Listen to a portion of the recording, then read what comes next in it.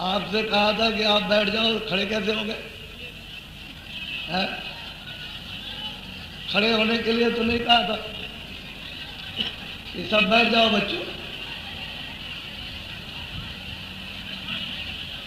सब के सब बैठ जाओ। ये जो कई लाख आदमी जो अंदर में जो डेरों में पड़े हुए हैं उनको सबको आना चाहिए। ये सब अंदर आकर के जल्दी से, अगर इसको आप चूक जाओगे तो पीछे से आपको लाभ नहीं होगा। जिस उद्देश्य काम के लिए आए वहाँ पूजन के वक्त में तो आप इसमें सम्मिलित यहाँ बीच में हो मैदान में, सब के सब भाग करके बीच में आ जाओ। ये कई लाख आदमी वहाँ अंदर पड़े हुए हैं और बस ये लापरवाही बिल्कुल मत करो, बड़ा सतर्क है और सावधानी का काम है। ये मानव आत्माओं की पूजा देश में एक नए ढंग तौर तरीके से जो ऋषियों मुनियों ने प्राचीन है हमको जो बताया सिखाया था उसका परित्याग हम लोगों ने कर दिया। आज ये दैनिक दशा हमारी ये हो गई कि हम सब तरफ से, खान पान से, रहन सहन से, बोलचाल से, देखने सुनने से सब तरह से नीचे गिर गए और अपना कल्याण। जितने लोग लालकियों में बैठे हो, जब ऐलान किया गया था कि पूजा के वक्त बाहर आ जाओ तो आपको वहां बैठने की क्या जरूरत थी? इतना महत्वपूर्ण कार्य हो रहा, तुम दूर दूर से चल के आए हो तो उसका उपयोग कर लो।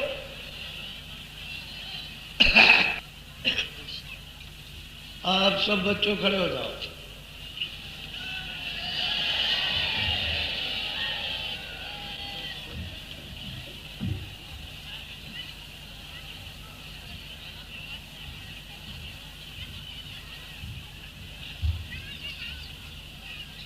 आज भारत में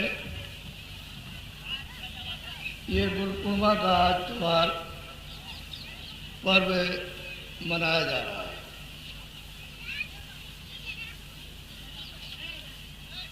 आध्यात्मिक ज्ञान को प्राप्त करने के लिए सब लोग अपने अपने देवस्थानों पर जाकर सिजदा करते थे। मुसलमान नमाज पढ़ते हैं तो जमीन पर सिजदा करते हैं, सिर को जमीन पर रखते हैं। आपने हिंदुओं को देखा है जब मंदिर में पूजा करते हैं तो देवस्थान को जमीन में सिर रख करके प्रणाम करते हैं। पद्धति जो है वो सभी मनुष्य इंसानों की है। जिस तरह से हम शरीर को लेकर बाहर इन अंगों से प्रणाम करते हैं, ऐसे सूरज से, जीवात्मा से, रूह से उस परमात्मा को, उस खुदा को सीधा करो। जब रूह से, जीवात्मा से, आँख से सीधा करोगे वो सच्चा सीधा होगा। आपने उसको सच्चा मत्था टेका, सिर रखा, अंदर में उसके कदमों में नूर है, उन चरण कमलों में बहुत प्रकाश है। जब ये रूह जागती है और उन मालिक के कदमों के नूर का जब साक्षात्कार दीदार करती है तो कितनी बाग बाग और खुश हो जाती है। तो चीज़ तो आपकी अंदर से बताई गई थी, लेकिन अंदर का तो आप गए भूल और बाहर से करने लगे। अब जब बाहर करने लगे और वो आपको शक्ति, ताकत, ज्ञान, आनंद जब नहीं मिला तो इन सब चीज़ों में फैल गए इस तरफ को। तो हम बातों में सभी लोग जो आए थे पैगंबर, जो पैगाम देने के लिए किसका, उस खुदा का, उस रब का, उस अल्लाह ताला का या उस ईश्वर का, ब्रह्म का, उस पार ब्रह्म का, तो आपने उन हस्तियों और शक्तियों को समझा नहीं।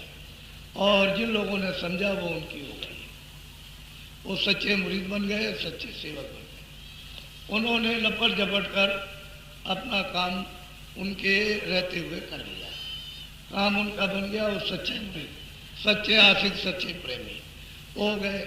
तो ये चीज़ें जो हमारे लिए थी, ये सब अंदर धसाने के लिए थी, अंदर प्रवेश करने के लिए थी, दाखिल होने के लिए। लेकिन हमने वो बात तो हमने छोड़ दी, अंदर दाखिल होने प्रवेश होने की और बाहर से।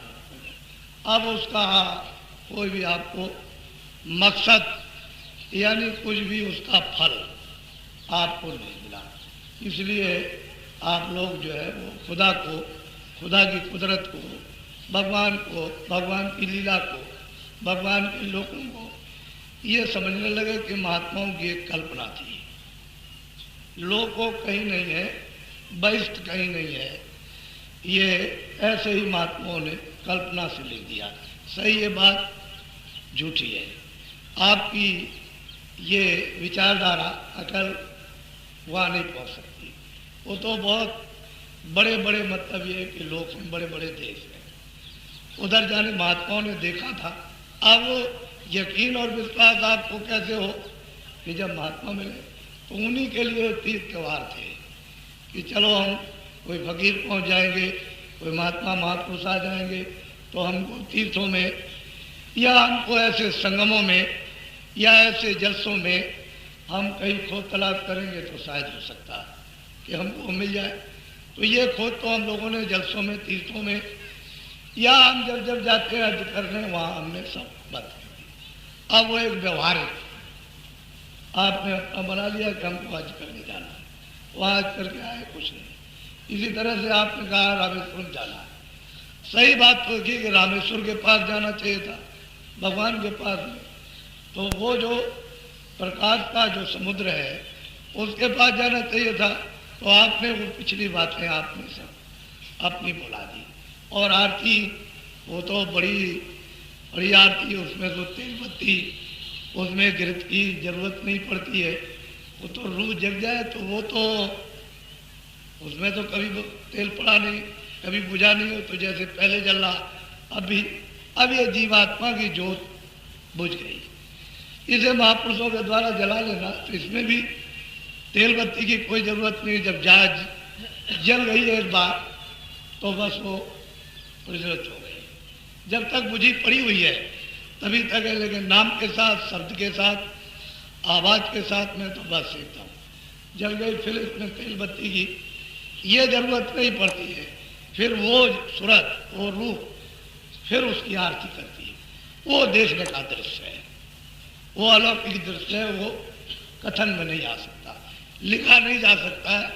फकीरों महात्माओं ने कलम को तोड़ दिया, कहा ये देखने ही से संबंधित है, यानी बयान जिब्या से, जबान से कहने लायक कोई चीज है नहीं। ऐसा मालिक ने तुम्हारे सबके लिए सब कुछ, मतलब यह कि जलवा जज्बा, सब कुछ, मजा आनंद सब कुछ रखा था, लेकिन आपने और ये सब भूल गए।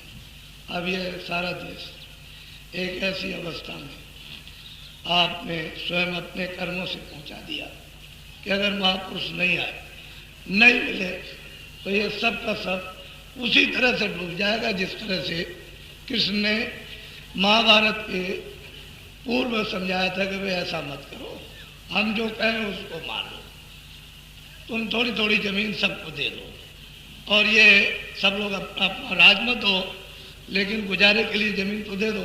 तो उन्होंने कहा हम नहीं देंगे।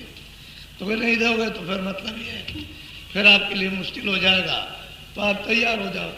उन्होंने कहा भाई मेरे पास जो कुछ भी हो तो आप ले लो, बोलो तुम क्या फौज लोगे कि मुझको लोगे। तो लोगों ने कहा कि हमको फौज चाहिए। जो शासन में थे फौज मांग ली, फौज नहीं रहेगा तो क्या कर सकेंगे।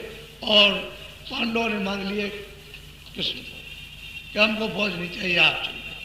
एक तरफ कृष्ण हो गए और एक तरफ फौज हो गई, उनके साथ चली गई और महाभारत का ब्यौरा चला। अभी कोई ज़्यादा दिन नहीं, 5000 बरस, मतलब है कोई ज़्यादा समय वक्त नहीं होता है, थोड़ा सा वक्त अभी हाल ही का। तो अभी तो द्वापर खत्म हुआ, कलयुग लग गया। अब आप मतलब ये उन्होंने पहले ही से कहा था कि तुम लोग अब बंटवारा कर लो, जो बाकी लोग रह गए हो थोड़ा थोड़ा बांट लो, थोड़ा सा इनको दे दो, इनको दे दो, देंगे भाई तुम वो ले लो, इसको ले लो, इतना उसको दे दो। बात तो नहीं हुआ तो बस 56 करोड़ बंसी 4 घंटे के अंदर पहले समाप्त हो गए। ये खून का प्रवाह जो दरिया के रूप में बह चला, तो आपने जो कुछ भी बो करके जो रखा, जो कांटे बोए हैं, वो ऐसा आपने बोया